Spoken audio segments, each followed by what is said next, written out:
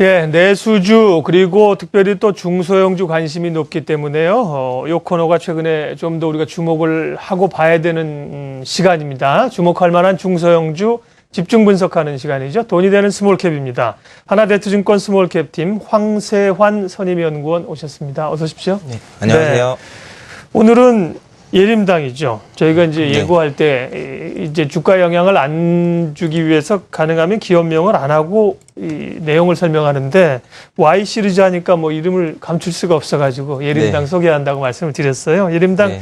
뭐 이미 많이 알고 계신 종목이기 때문에 회사 설명 간략하게만 해주셔도 될 것 같아요. 네. 뭐 간략하게 회사 내용 좀 말씀드리도록 네. 하겠습니다. 동사는 잘 아시는 것처럼 이 Y라고 하는 도서를 판매하는 회사고요. 이 Y라고 하는 도서는 뭐 잘 아시는 분들도 많으시겠지만 사실 저도 한 번도 본 적이 없습니다. 그래요? 아직까지는. 네. 네. 자녀가 네, 아직 초등학생이 아니어서 네, 이게 네. 이 Y라고 하는 도서가 주로 이제 초등학생을 대상으로 한 그 이제 출판물이기 때문에 저도 이제 아직까지는 많이 보지는 못했고요. 그 Y라고 하는 도서는 이제 과학이나 사회 그리고 한국사라든지 이런 교과서에서 배울 수 있는 내용을 아이들이 좀 쉽게 이해할 수 있도록 만화 형식으로 그 제작된 책이라고 보시면 되겠습니다. 그래서 2001년에 첫 번째 그 Y 과학 시리즈가 출시가 되었고요. 2009년부터 매년 20에서 한 30권 정도의 신간 도서가 출시가 되고 있습니다. 이 동사는 Y 매출이 대부분을 차지하고 있긴 하지만 이 디즈니 캐릭터를 이용한 그 도서라든지 아니면 이제 스마트 베어라고 하는 유아용 도서 그리고 교육용 게임 그리고 이 컨텐츠 같은 이제 다양한 분야의 그 교육 관련된 컨텐츠들로 그 사업을 확대해 나가고 있는 상황입니다. 그 최근에 이제 태블릿 PC가 빠르게 보급이 되고 있고 또 디지털 교과서가 이 시범 사업이 시작됨에 따라서 이 스마트 러닝에 대한 관심이 높아지고 있는데요. 동사는 이러한 신규 플랫폼에 대응하고 있다는 점이 좀 긍정적이다라고 판단이 되고요. 이 Y를 태블릿 PC 버전으로 그 개발을 해서 만화뿐만 아니라 동영상도 삽입하면서 이 서책의 한계를 좀 뛰어넘는 모습을 좀 보여줬고요. 그리고 삼성 허브라든지 SKT의 그 스마트 러닝 이런 쪽에도 교육 앱을 출시하면서 동사의 이 컨텐츠를 좀 다변화하는 이러한 모습들을 보여가고 있습니다. 네. 아니 Y 시리즈 책도 안 보시고 예림당에서 설명하시면 되는 겁니까? 이제 자녀가 좀 크면요. 아주 네. 기본적으로들 다들 사서 보시는 그런 책이죠. 예림당. 네. 그래서 성장성에 대해서 굉장히 높게 평가를 하고 있는데 뒷부분에 얘기하겠습니다만 뭐 주가가 그렇게 팍팍팍 올라가지는 또 않는 것 같기도 한데요. 네. 지난번에 이 Y 시리즈 뭐 외국 출판사랑 제휴해가지고 해외 판매한다고도 하지 않았습니까? 이 예림당 주목하시는 투자 포인트는 어떤 겁니까? 네, 일단 네. 첫 번째 투자 포인트는 그 저가항공사라는 요 산업이 최근에 많이 커지고 있고요. 네. 1990년대에는 미국 쪽에서 이 산업이 많이 커졌었는데 이러한 비즈니스 모델이 성공을 하면서 동남아권까지 많이 확대가 되고 있는 모습입니다. 우리나라 같은 경우에도 2000년대 중반부터 저가항공사들이 이제 신규로 출연을 하기 시작했고요. 동사도 그 중에 하나인 티웨이 항공을 보유하고 있습니다. 2013년 1월에 이 티웨이 항공의 경영권을 인수했고요. 2013년 3분기부터 동사에 대해서 연결 실적으로 티웨이 항공의 실적이 인식이 되고 있습니다. 그 티웨이 항공의 실적을 좀 살펴보면은 2013년에 매출액이 1,670억 정도, 영업이익은 39억 정도를 기록하면서 처음으로 흑자 전환을 한 것으로 파악이 되고 있고요. 이때 티웨이 항공의 탑승객은 전년 대비해서 한 18% 정도, 그리고 화물량은 21% 정도 증가하면서 고정비가 감소하는 효과가 발생하면서 좀 수익성이 좋아졌다 이렇게 판단을 하시면 되겠습니다. 그래서 올해도 사실 이제 실적이 좀 가속화되는 원년이 아닌가라고 생각을 하고 있는데요. 2014년 2월과 7월에 신규 항공기를 편입할 예정이고요. 그리고 지난해 12월부터 일본 사가하고 삿포로에 신규 취항했고 올해는 2월 오키나와 그리고 4월에는 대구 제주 노선을 신규로 그 편입할 예정에 있습니다. 대구 제주 노선 같은 경우에는 이제 저가항공사가 최초로 그 취항을 하기 때문에 이 대구 제주 노선이 그 취항이 시작되는 4월 초부터는 동사의 실적이 좀 한 단계 레벨업 되지 않을까라고 생각을 하고 있고요.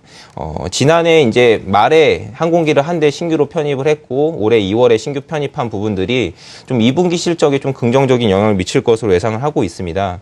이유는 뭐 아시겠지만 5월 달에 좀 연휴들이 그 휴일들이 많이 좀 그 집중이 그 한 주에 좀 집중이 되어 있어서 이때 좀 아마 해외 여객 수요라든지 아니면 국내 여객 수요가 좀 많이 발생할 것으로 예상을 하고 있고요. 현충일 같은 경우에도 지금 그 휴일과 주말과 이어지기 때문에 충분히 좀 해외 여행을 갈 수 있는 정도의 그 여건이 마련되어 있지 않나 이렇게 생각을 하고 있습니다.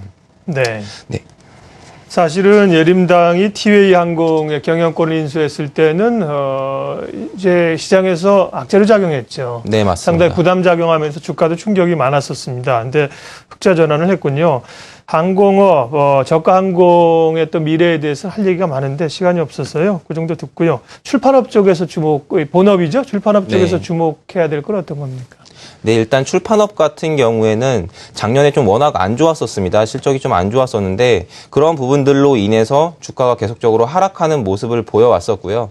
최소한 작년 정도의 그런 안 좋은 실적을 보이지는 않을 것으로 예상을 하고 있고 거기에 이제 매크로에 관련된 로열티 수익이 증가할 것으로 판단하는 부분이 이제 두 번째 투자 포인트가 되겠습니다. 이 부분을 조금 더 자세하게 말씀을 드리면은 일단 성장을 기대해 볼 수 있는 부분은 그 해외 로열티 수익이 증가하는 부분인데요. 동사 같은 경우에는 지금 2011년 11월에 이 매크로일하고 Y 과학 시리즈 10건에 대해서 아시아 지역에 판매할 수 있는 계약을 체결했습니다. 지금 매크로일이 1년 반 정도의 개발 기간을 거쳐서 지난해 4분기, 2013년 4분기부터 이 영문판 Y 판매를 시작했는데요. 사실 이 부분에 대해서 그 과거에 계약을 했을 당시 해외 쪽에서의 성장성을 주가에 반영하면서 동사가 밸류에이션 PER 15배까지 받는 이런 모습을 보여왔었는데 실질적으로 지금 동사가 이 사업이 진행되고 있음에도 불구하고 아직 주가에는 전혀 반영이 되어 있지 않은 모습입니다. 그 이유는 아무래도 이 매크로일 쪽에 대해서 얼마나 실적이 나올 수 있는 것이냐 그런 부분에 대해서 시장에서 아직 좀 우려되는 그 시각으로 좀 보시는 분들도 있고 확실히 실적이 찍혀야 이제 좀 주가가 움직일 것 같다라고 이제 보시는 분들도 있는데 저 같은 경우에는 이 부분에서 좀 실적이 올해부터 좀 본격적으로 시작이 될 것이다라고 좀 판단을 하고 있고요.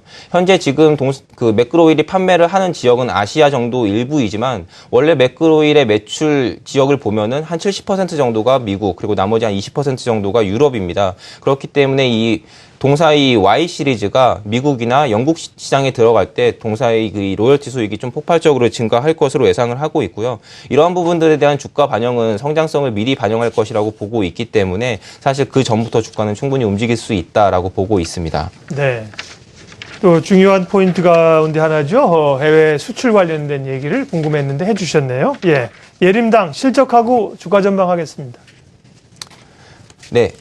올해 실적은 매출액 2,900억 정도, 전년 대비 한 100% 정도 증가하고요. 영업이익은 217억, 전년 대비 115% 정도 증가할 것으로 예상을 하고 있습니다.